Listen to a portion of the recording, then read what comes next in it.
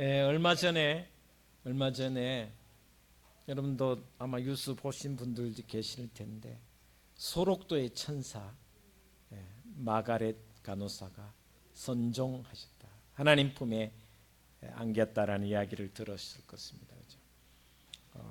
젊은 나이에 와서 40년간 소록도에서 나병 환자들과 함께 뒹굴고 울고 웃으며 그들의 삶을 돌보시다가 이제 하나님 품에 안겼습니다. 그렇죠? 지난 7일 날 장례식을 마무리했습니다. 저는 마가렛 간호사를 본 적이 있습니다.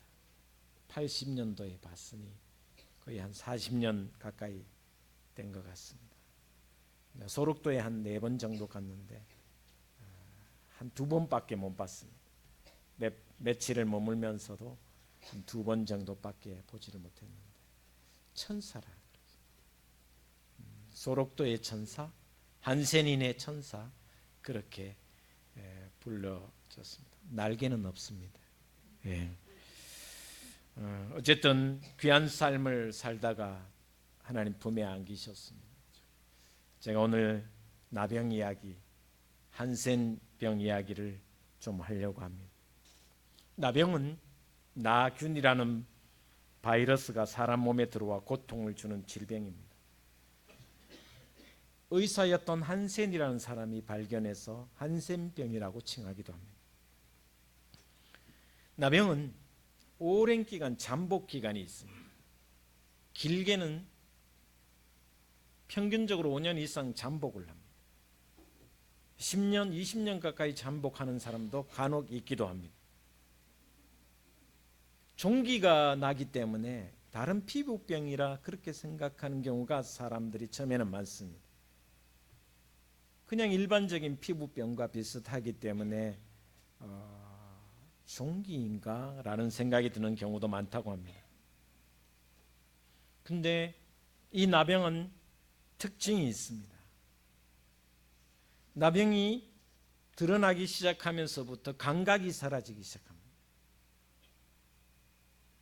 뜨거우면 뜨거워야 되는데 우리가 여러분 데이면 이렇게 화상을 입게 되거나 아니면 뜨거워야 되는데 뜨겁지 않습니다. 벌의 소요도 감각이 없으니까 아픈 줄 모릅니다. 그래서 감각이 상실돼 버려요. 감각만 상실되는 것이 아니라 점점 몸에 돌출된 부분은 다 썩어져 가는 거예요. 코, 그 다음에 입술, 튀어나온 입술, 눈 이렇게 망가져. 귀도 뭉거져.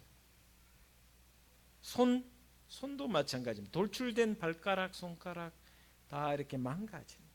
그래서 무감각한 것이 시간이 진행되면서 점점 썩어져 갑니다. 그러다가 결국은 망가져 버려요. 뭉개져 버린다. 그래서 코가 내려앉아 버려요. 또 입술이 사라져 버려요. 저도 소록도 처음 가서 그분들을 뵀을 때 밥을 같이 못 먹었거든요. 텐트 치고 밖에서 잤어요. 혹시 무서워서. 왜냐하면 이 나병이라는 것이 사람과의 밀접촉을 통해서 우리가 코로나가 밀접촉을 통해서 전염이 되는데 똑같습니다. 밀접촉을 통해서 전염된다고 하기 때문에 80년대였으니 좀 두렵기도 했던 것 같습니다. 결국 나병은 하나님이 지으신 형상을 다 파괴해버려요. 성경을 보시면 레위기 13장을 여러분 보시면 나병에 걸리면 당장 격리가 됩니다. 추방이 됩니다. 율법적으로 죄를 저주를 받았다고 확신하기 때문에 이 사회에서 공동체에서 추방이 됩니다. 격리를 시킵니다. 더군다나 이 나병 환자가 길을 갈 때 어디를 움직여야 될 때 꼭 필요한 일이 있어서 가야 될 때는 사람들이 오면 한 200m 바깥에서부터 나는 나병 환자입니다. 나는 나병 환자입니다. 외쳐야 돼요. 그렇지 않을 경우 상당한 고통과 아픔을 겪을 수밖에 없었습니다. 현대의학으로서는 이제 치료가 가능합니다. 우리 대구의 애락원이라는 곳에 나병 환자들이 치유된 나병 환자들이 삽니다. 신동에 가도 있습니다. 의성 금성에 가도 있습니다. 곳곳에 나병 환자들, 그러니까 나병에서 치유된 사람들이 공동체를 이루고 살아가고 있습니다. 목사님, 갑자기 오늘 본문과 우리하고 무슨 상관이 있습니까? 나병하고 우리하고 무슨 상관이 있습니까? 오늘 이 치유 이야기를 통해서 하나님께서 나를 향한, 또 우리 둥지교회를 향한 치유 이야기를 들었으면 하는 바람에서 이 말씀을 제가 잡아봤습니다. 신앙을 하면 할수록, 또 교회를 오래 다니면 다닐수록 우리의 신앙이 어떤 모습으로 점점 변해가냐면, 모두가 그런 것은 아니지만 하나님의 은혜와 하나님의 선하신 뜻을 잃어버리면서 점점 신앙에 무감각해지는 모습. 나병 환자가 나병이란 균이 들어오면 점점 감각이 사라지는 것과 마찬가지로 시간이 지나면서 신앙생활에서 은혜를 잊어버리고 감각이 둔해지는 모습이 오늘 우리에게도 많다라는 것입니다. 하나님의 은혜가 충만해져서 점점 신앙이 성숙해져야 되는데, 그것이 아니라 하나님의 은혜를 점점 잃어버리거나 잊어버리면서 점점 무감각해지는 신앙, 바쁜 일상, 분주한 일상, 이 하루가 제가 기도문에 끊임없이 이야기하는 게 일상의 축복을 이야기하는데, 일상이 매몰되어서 매일이 너무 바쁘다 보니까 하나님의 은총을 까먹을 때가 너무나도 많다라는 것입니다. 주일 성수는 열심히 하고 나름대로 교회에서 헌신하고 있는데, 스스로 생각하는 이 정도면 괜찮지 않냐 라고 생각하는 사람들이 종종 있단 말이에요. 여러분 스스로 한번 생각해 봤으면 좋겠습니다. 나의 눈, 내가 지금 바라보는 이 눈길은 선하고 아름다운 것을 보는가, 아니면 다른 사람의 단점과 약점이 먼저 보이는가? 내 입술의 말이 칭찬과 격려와 감사보다 불평과 비난과 정죄하는 말이 많아져서 점점 말이 날카로워지는가? 내 마음은 온유하고 겸손하기보다 시간이 지나면서 점점 완악해지는가? 결국 눈과 마음과 또 입술이, 우리의 말이 격해짐으로 말미암아 내 손은 여유와 넉넉함이 사라지는지, 손에 여유가 없고 넉넉함이 없으면 내 발걸음은 너무 분주해져서 내 발걸음이 은혜의 발걸음이 될 수 없다라는 것입니다. 이러다 보니 결국은 감사와 축복에 대한, 은혜에 대한 어떤 누림보다는 오히려 두려움과 근심이 내 삶에 더 많은 것을 차지하고 있지는 않는지, 어떻습니까? 여러분 점점 무감각해지고 있습니까? 아니면 더 성숙해지고 있습니까? 하나님이 나에게 주시는 은총보다는 이렇게 되면 결국 말의 입술의 말과 손과 마음과 또 눈과 발이 이런 모습이 된다면 점점 나를 자책하게 됩니다. 나를 자책하면서 점점 또 다른 신앙의 모습은 다른 사람을 탓하게 됩니다. 환경을 탓하거나 다른 사람에게 책임을 떠넘기는 경우가 많이 있습니다. 이런 신앙의 모습으로는 점점 무감각해진 모습과 똑같다라는 것입니다. 나병에 걸려서 무감각해진 나병 환자와 다름없다라는 것이 이 모습입니다. 하나님에 대한 감각을 잃어버리면 이때부터 점점 내 삶은, 내 영혼은 썩어져 가기 시작합니다. 하나님의 자녀로 살아가야 하는데 하나님의 형상이 망가지기 시작한다는 말씀입니다. 하늘의 생명과 복의 근원이 조금씩 내 신앙에서 사라지기 시작한다는 것입니다. 그러면 스스로 위축되며 고립되어 갑니다. 더 나아가서 자기를 자기 자신 속에 가두어 버립니다. 옆에 있는 사람도 점점 멀리 하게 됩니다. 삶에 대한 감사보다 탓을 하기 시작합니다. 내 인생, 내 삶에 대해서 한탄하기 시작합니다. 결국은 자기만의 동굴에 갇혀 헤어나오지 못합니다. 성경은 이것을 죄라고 합니다. 성경은 이것을 죽음이라고 표현합니다.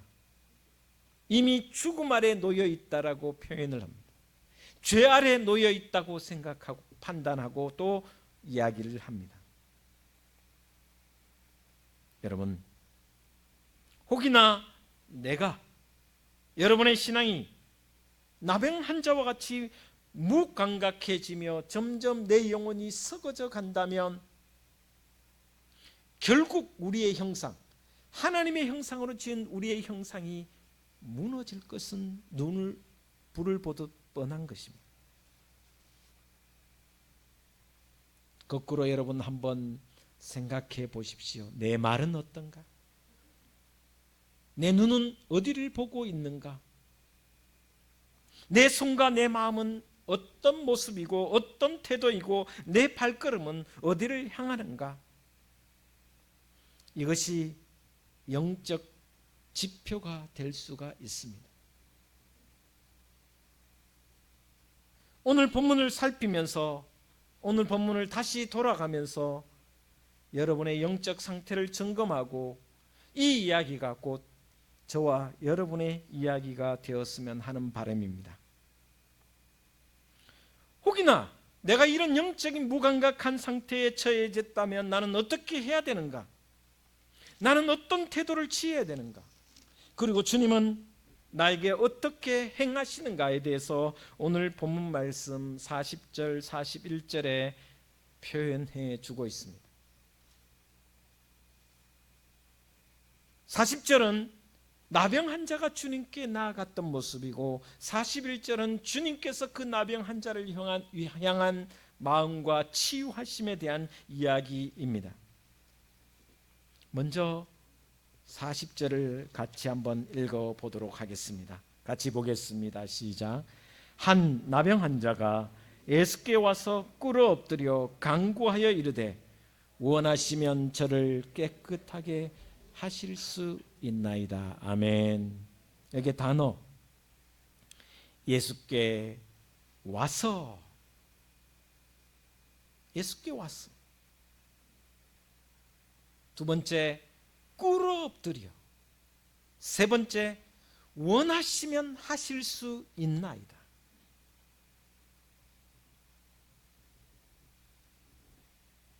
한 나병 환자가 예수께 왔습니다. 나왔습니다. 오늘 꿇어 엎드려나 원하시면 저를 치료할 수 있습니다, 하실 수 있나이다, 이건 다 접어두고 오늘 예수님께 왔다라는 이 단어 하나만 생각해 보려고 합니다. 당시에 나병 환자는 일반 사람에게 접근할 수가 없습니다. 오히려 나는 나병 환자입니다 라고 외쳐야 하고 가까이 갈 수도 없고 가서는 안 됩니다. 왜냐하면 율법이 그렇게 정해져 있기 때문에 접근할 수가 없고 다가갈 수가 없습니다. 그런데 이 나병 환자는 당시의 모든 율법을 깨고 예수님께 나아갔다라는 것입니다. 율법에서는 해서는 안 된 일을, 하지 말아야 될 일을 그럼에도 불구하고 사람들이 뭐라 하든 율법에 뭐라 했든 예수님께 나아갔다라는 말씀입니다. 이 나병 환자의 입장은 하나님의 은혜를 입기 위해 예수님께 나아갔으며 주님이 치료자이심을 믿기에 주님께서 나를 치료해 주심을 알고 그것을 위해 예수님께 나아갔다라는 것입니다. 왔다라는 것입니다. 예수님의 권능이 아니고서는 단 한순간이라도 살 수 없음을 알기에 예수님께 나아갔다라는 것입니다. 그 누구도 이 나병 환자를 가로막을 수가 없었습니다. 그 어떤 제도도 율법도 그를 가로막을 수 없었습니다. 이 나병 환자에게는 내 인생의 최고의 선택이 예수님밖에 없다라는 것을 확신하며 주님께 나아갔습니다. 이것이 믿음인 줄 저는 확신합니다. 예수님께 나아가는. 여러분 한번 생각해 봤습니다. 이 사람이 나병에 걸리지 않았으면 예수님께 나왔을까? 물론 나왔을 수도 있겠지만 가지 않았을 것입니다. 나오지 않았을 것입니다. 자신이 나병 환자임을 알았고 깨달았고 그리고 인정을 했습니다. 내가 나병 환자야. 세상의 그 어떤 의술과 그 어떤 것으로 나를 치료할 수 없으며 주님께 나아가는 것만이 유일한 길이라는 것을 알고 있었기 때문에 이 나병 환자는 주님께 나아갔습니다. 자신이 나병 환자임을 인정하는 자만이 주님께 나아갈 수 있습니다. 여러분 오늘 예배당에 나오실 때 어떤 심정으로 오셨습니까? 하나님이 아니고서는, 하나님의 은혜가 아니고서는 하나님만이 이 문감각해진 나의 신앙을 치료할 수 있으며 주님의 은혜만이 여기에 있음을 믿고 나왔습니까? 이런 기대와 이런 소망으로 언제나 주님 전에 나오시기를 주의 이름으로 축원을 드립니다. 내 입술의 말이 거칠고 불평과 원망이 많고 내 마음이 무겁고 완악하여 더 이상 견딜 수가 없다라는 것을 아는 사람만이 주님 앞에 나갈 수 있습니다. 이 정도면 됐지, 나만큼 하는 사람이 어딨냐라고 하는 사람은 주님 앞에 나오지 못합니다. 그저 교회의 발걸음을 옮길 뿐입니다. 교회의 문턱만 닳게 할 뿐입니다.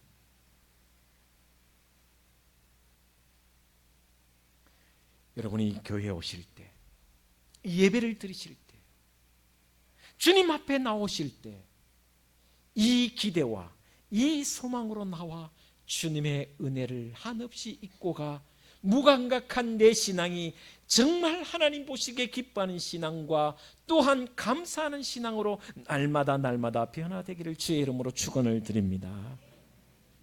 예수님께 가까이 나오지 못할 사람은 그 누구도 없습니다. 예수님 앞에 나가면 안 되는 사람도 한 사람도 없습니다. 여러분 인생에 아픔이 있기에 예수님께 나왔고 지금도 나오고 있습니다. 내 힘으로는, 내 의지와 내 지혜로는 살아갈 수 없음을 아는 사람만이 주님 앞에 나올 수 있습니다. 그런 은혜가 여러분에게 가득하기를 축복을 드립니다. 전도를 해봅니다. 많은 사람들이 핑계를 댑니다. 목사님, 제가 나가고 싶은데 요것만 해놓고 나갈게요. 요것만 해결되면 나갈게요. 조건을 답니다. 실망해서 잃어버린 양이 된 가난한 신앙인이 된 사람들도 똑같이 이야기합니다. 목사님, 이래서 안 되고 저래서 안 되고 요것만 해결되면 나가겠습니다. 아닙니다. 이 문제가 있기 때문에 나와야 하는 것입니다. 이 문제가 나를 괴롭게 하기 때문에 나와야 되는 것입니다.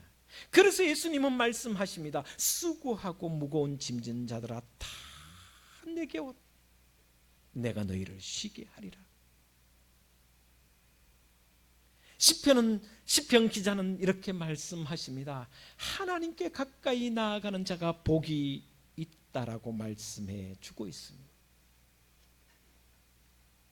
여러분, 조건이 다 해결 동안 기다리지 마시고 그 조건을 끌어안고 있는 모습 그대로 주님께 나아가시기를 주의 이름으로 축원을 드립니다. 이것이 은혜입니다. 이런 나병 환자에게 예수님은 어떻게 하셨는지 41절에 이렇게 기록하고 있습니다. 같이 보겠습니다. 시작. 예수께서 불쌍히 여기사 손을 내밀어 그에게 대시며 이르시되 내가 원하노니 깨끗함을 받으라 하시니. 할렐루야. 첫 번째 말씀은 예수님이 어떻게 하셨는가? 한번 따라하겠습니다. 불쌍히 여기사.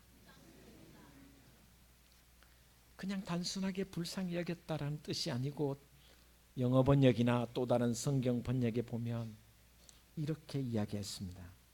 예수님의 마음이 불쌍함으로 가득 차서 예수님께서 그 앞에 나와서 무릎을 꿇은 나병 환자를 보고 본인이 예수님께서 눈물이 날 정도로 그 아픔이 가득하였다는 말입니다. 하나님의 형상대로 지음받은 그 몸이 망가질 것 다 망가지고 코는 삐뚤어져 있고 입은 망가져서 입술이 사라지고 있고 손은 다 망가져서 귀는 짓눌러져서 더 이상 사람의 형상이 아닐 정도로 보이는 그 나병 환자를 보시자마자 가슴이 미어지도록 눈물이 날 정도로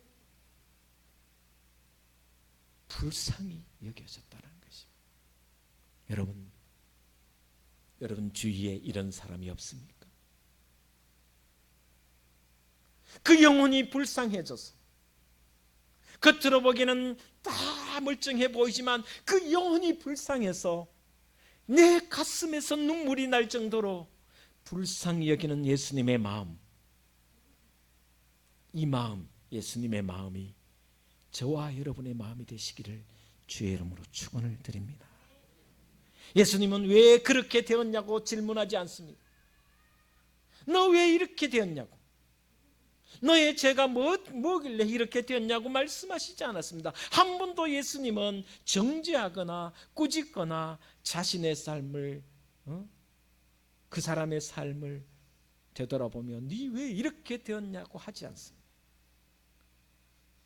힘들게 사는 모습 그대로를 보시고 나도 아프다, 너의 눈물이 내 눈물이다 라고 말씀하고 있습니다. 그러면서 이렇게 말씀하십니다. 두 번째 보시면 손을 내밀어, 손을 내밀어. 여러분, 손을 잡는 것은 뭡니까? 붙잡았다라. 손을 내미는 것은, 손을 잡았다는 것은 관계를 맺고 싶어 하는 것입니다. 레위기 23장에 율법에는 나병 환자와 접촉하는 자면 똑같이 취급하라고 말씀해 주고 있습니다. 격리해야 됩니다. 추방해야 됩니다. 그리고는 공동체에서 추방하고 왕따를 시켜야 됩니다. 똑같이 부정한 사람이 됩니다. 그런데 예수님은 나병 환자를 잡으십니다. 손을 대십니다. 손을 댄다라는 것은, 손을 잡는다라는 것은 은혜를 베풀고 싶은 것입니다. 그 아픔과 고통을 해결하고 싶으신 것입니다. 성경을 보시면 끊임없이 이야기합니다. 주님이 손을 내미신다는 것입니다. 내가 손을 내민 것이 아니라 주님이 손을 내미신다는 것입니다.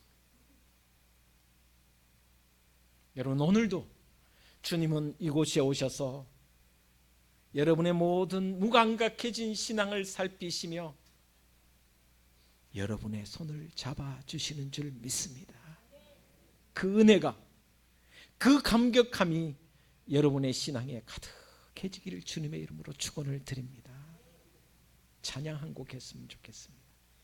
주님여 이 손을 꼭 잡고 가소서. 1절만 드리겠습니다.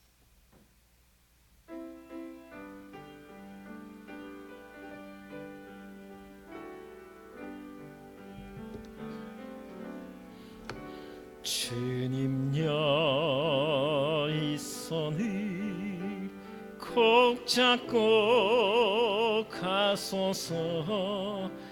약하고 피곤한 이 몸을 폭풍을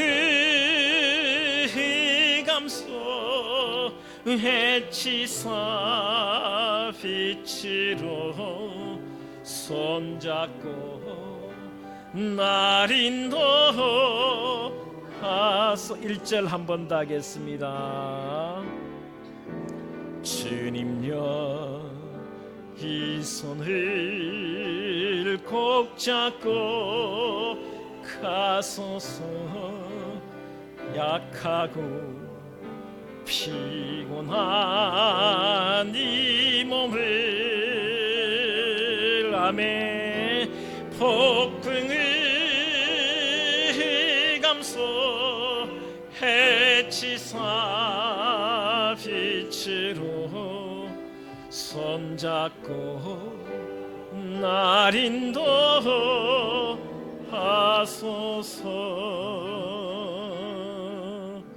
할렐루야. 마지막으로 주님께서 그에게 손을 내밀어 이렇게 말씀하고 있습니다. 그에게 대시며 손을 잡고 안아주셨다라는 말이에요. 여러분, 안아준다라는 건 뭡니까? 하나가 된다라는 것입니다. 이 접촉에서 나병 환자와 예수님이 하나가 되었다라는 말.